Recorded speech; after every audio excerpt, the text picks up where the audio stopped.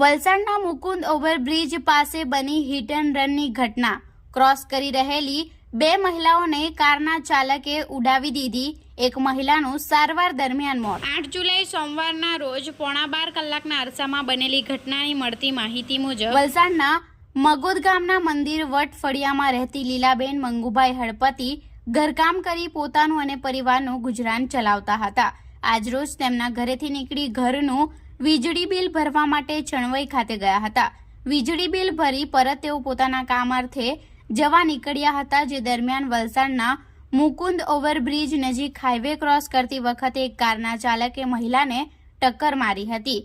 ટક્કર લાગતા મહિલા હાઈવે ઉપર પટકાતા તેઓ ગંભીર રીતે ઘાયલ થયા હતા। અકસ્માતની ઘટના બનતા જ રાહદારીઓ તેમજ વાહન ચાલકો ઈજાગ્રસ્ત બંને મહિલાની મદદ માટે દોડી આવ્યા હતા અને તાત્કાલિક 108 એમ્બ્યુલન્સને જાણ કરી હતી।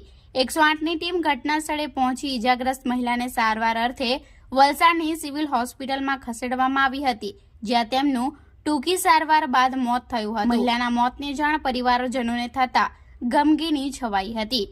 Valsad rural police civil hospital ખાતે પહોંચી મૃતક લીલાબેનની લાશનો કબજો મેળવી પીએમ અર્થે ખસેડી આગળની વધુ તપાસ હાથ ધરી છે।